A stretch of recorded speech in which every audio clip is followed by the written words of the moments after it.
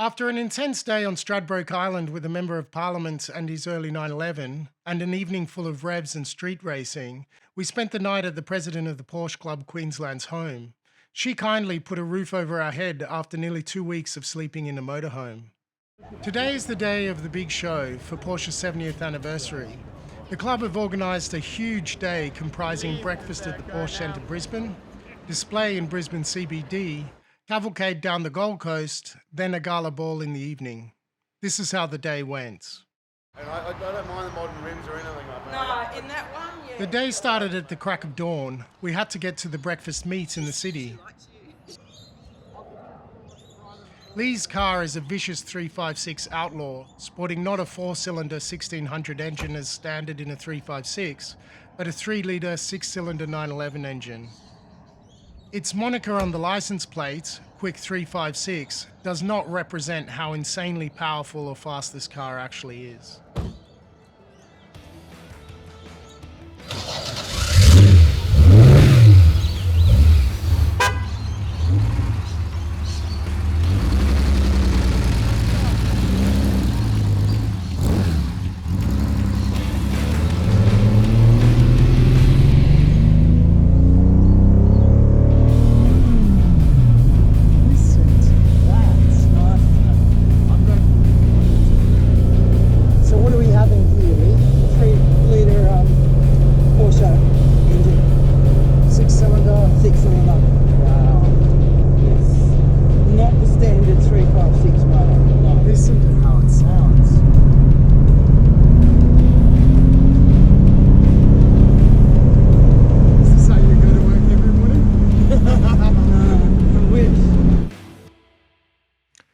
We weren't even at the show yet, and the lineup of cars was amazing. Amongst all of these beautiful cars was an RWB. I've never seen an RWB before. The RWB stands for Rau Welt Begriff, or Rough World Understanding in German. Despite the German name, the custom builder is Japanese, and he has merged the uniquely Japanese drift racing vibe with classic Porsche engineering. But seeing one up close, it's more than that. It's really art. Just like any form of art, you either love it or you hate it. In fact, it's almost impossible to walk past this car without taking a photo. The guy behind RWB is Akira Nakai, and the guy is a legend, and there are a million YouTube videos showing him sitting back, chain smoking, smashing coffees and coke as he dreams the plans for each of his cars. Just like art, no two cars are alike. Personally, it's not my style, but then again, you still have to appreciate the beauty. He does everything by hand, and you can commission him for lots of cash to come and create an RWB for you, no matter where you live. There is over a year-long wait, but he'll catch a plane with his needed parts and tools, and he'll build it in your garage or living room, as long as you have no problems letting him smoke at your place while he completes his build.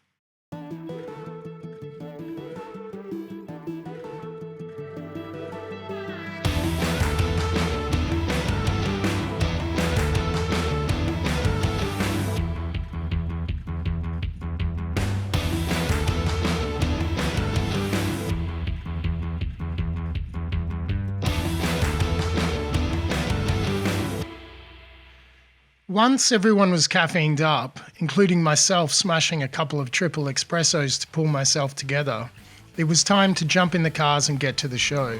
Everyone was pumped. No, actually that isn't the right word, euphoric, and you can see and hear why. I needed a lift, and Lee's son was kind enough to accommodate. I wasn't complaining, seeing the alternative was to go in the camper van.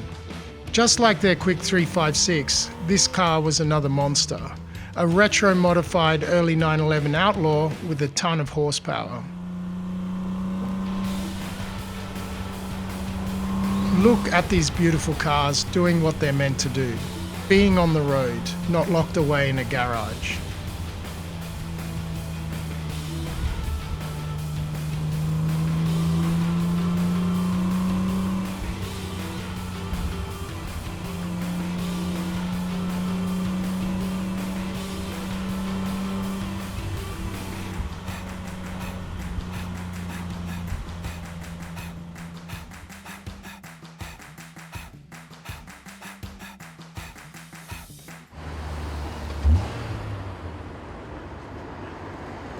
Even though everyone was still setting up when we arrived, there were so many nice cars already there. The show was held at the top of the Queen Street Mall, out the front of Brisbane's famous casino. As you can imagine, Lee, as president of the club, was running around like a headless chicken, and her husband and son were making last-minute preparations. Me, on the other hand, I'm a classics kind of guy, and I went straight to have a look at the old girls tucked away on the side of the display. I felt like a kid again, staring at a massive Hot Wheels collection, except these cars were all life-size. I've never been to a proper Porsche show, or anything like it actually. You had early 911s, 356s, the 92s, and all the other modern versions of the 911. You had outlaws, replicas, race cars, you name it. It was like being at a beach, filled with supermodels, except it was okay to look. Whatever your persuasion, you could find an example of it. For those of you that aren't Porsche aficionados, I'll give you a quick and dirty rundown of the main generations of cars. The first generation of Porsches are the 356s. They were produced from 1948 to 1965. You have 5 generations of 356s, depending on who you are talking to, but all essentially look the same with more or less subtle differences to the untrained eye. They all sport a 4-cylinder rear air-cooled engine. For our Brenner, the Porsche I own and love is a 1956 356A. Then you have the 924s, the 928s. The number after the 92 being the number of cylinders inside the engine. Now the 92s were at the time controversial because unlike the 911s and the 356s, they had the engine in the front of the car. Many classic Porsche purists felt that real Porsches are only those cars with a rear-mounted engine. Regardless, there are real enthusiasts that love them, and they are great to drive. Then you have the famous 911s. Now this is where you can really get lost in the models and numbers, and I'm far from an expert on these.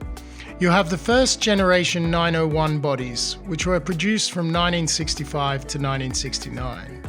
Here is a fun fact. They are called 901s because originally that's what 911s were called. But Peugeot had the rights to the number 901 in France, so Porsche changed the name to 911. So really we can thank them for giving the world such an iconic brand name.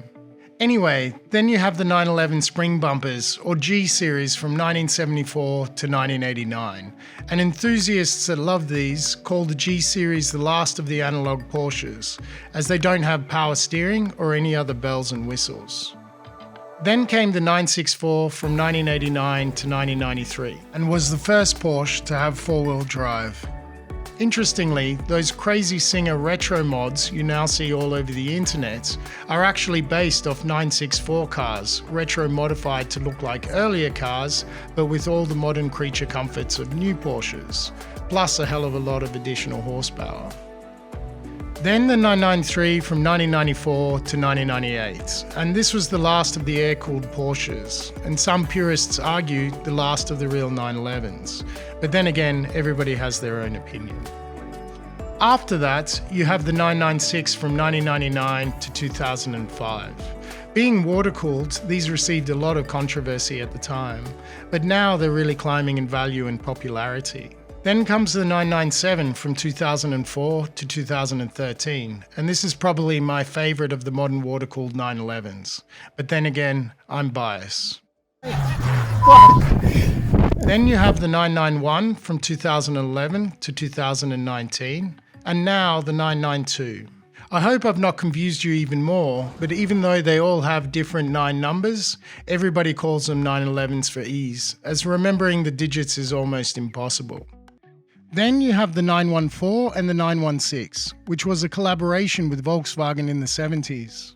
And then the modern variants, such as the Cayman, which the night before I had the pleasure of driving, the Boxster, the Macan, the Panamera, the Cayenne, and now the new Taycan, which is fully electric. Here is another fun fact. Most people think that electric or hybrid cars are a modern innovation, but they are not. Ferdinand Porsche, I'm sorry I should pronounce it Porsche, but I always forget, developed and built his first electric car in 1898. And the guy was such a genius, he developed the world's first hybrid electric car back in 1900. Yep, you heard right, over 120 years ago. Here's the thing, when you start to actually geek out on the whole Porsche history and culture thing, you start to appreciate the brand a whole lot more. Well, anyone who thinks that the Porsche badge is the most important part is missing the point. And as soon as they own the car, they'll find out that that's not the point.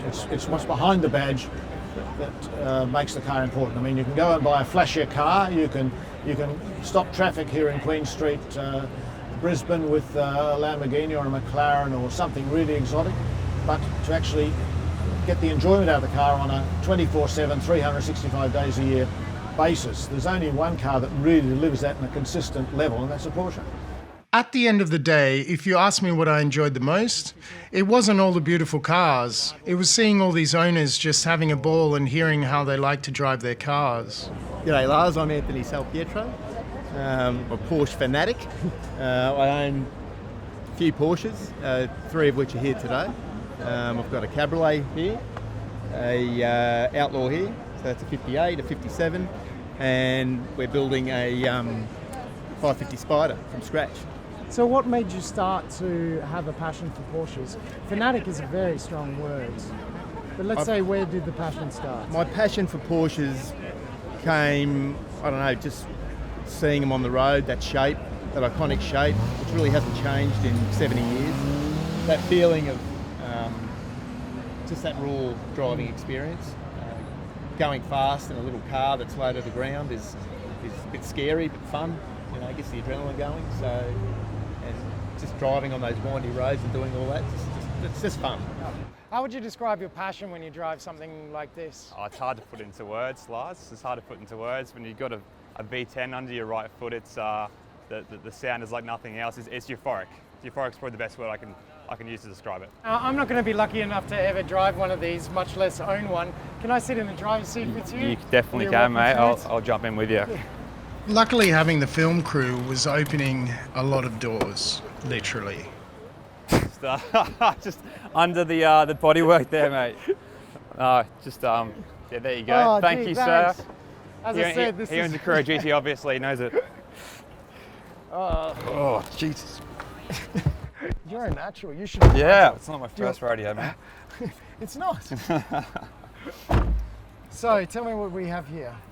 We have, look, as you can see, these days cars of this hypercar category are covered with buttons on the steering wheel, not one button on this steering wheel, which is obviously a testament to its lack of electronics. One unique thing is the beechwood gear knob here. That's a homage to the Porsche 917 of the 70s Le Mans car. So again, manual gearbox. The clutch is very hard to operate. It's a racing clutch. We've actually May I? Yeah, go for it. It's quite heavy. The accelerator is quite touchy as well. It's a real racing car experience with this car. It's very easy to store. We've actually had to replace the clutch already on this thing despite it doing very little kilometers. So yeah, it's not for the faint-hearted. They've got a pretty stern reputation of being a dangerous car, hard to drive it, and I've got to say it's absolutely true. You've got 600 horsepower under your right foot. It can bite you. There's nothing saving you with electronics, so it's a really, at your wits driving this thing. And they've taken a few lives, this car. I mean, notably is obviously the Paul Walker Fast and Furious, bit infamous, that one. That's an example of what can happen when things go really bad, and you just got to be careful when you're driving this car, obviously.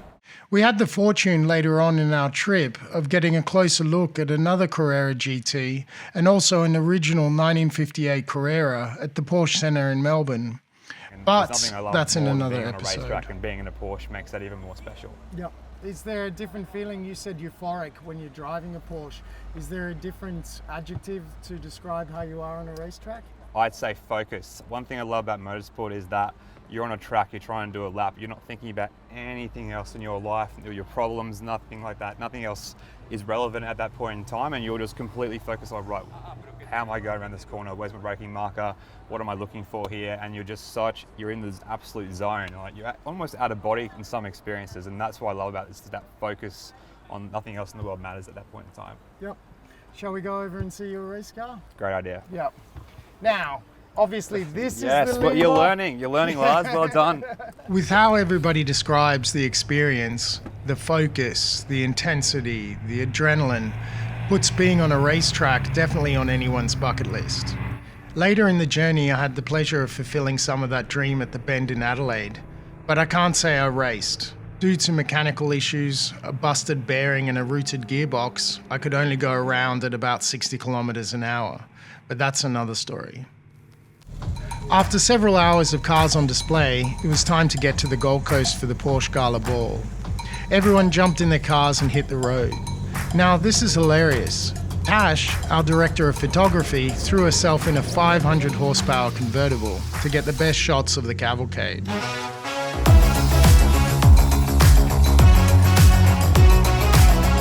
We cannot disclose the speed that Tash was forced to endure, but I can almost assure you that absolutely no one exceeded the speed limit on this lovely drive down to the Gold Coast.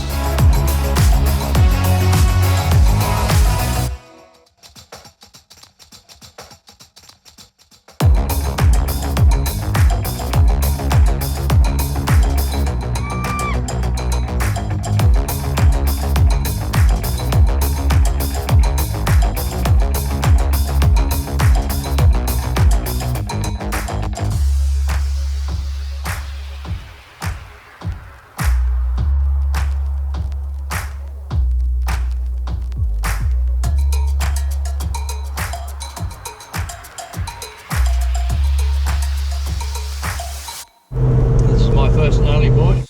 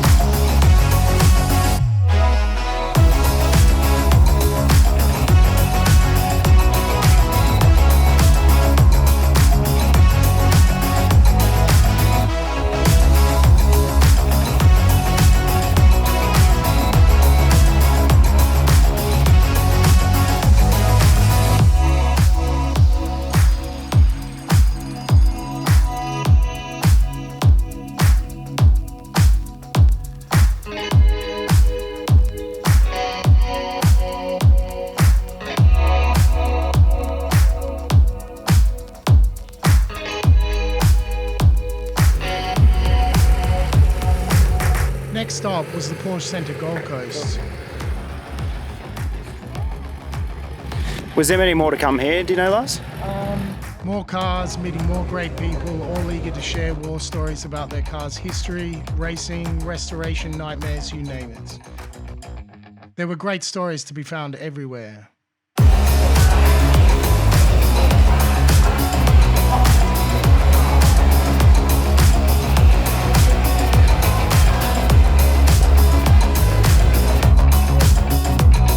And next stop was the Porsche Gala Ball.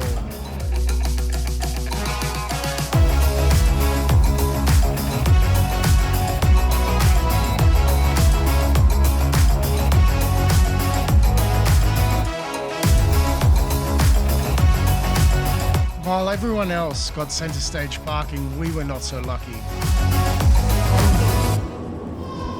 No thanks to Michael.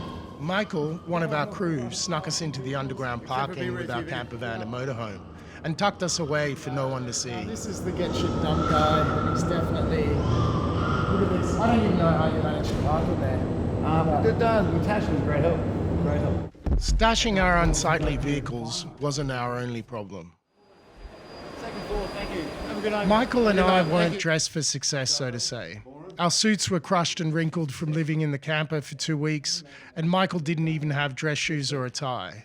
But we were welcomed with open arms anyway. Alright, it's time for chaos. You scrub up all right, eh? Thank you very much. Hey. I didn't have a black suit. I thought maybe It's cool enough. Thank you very much, sir.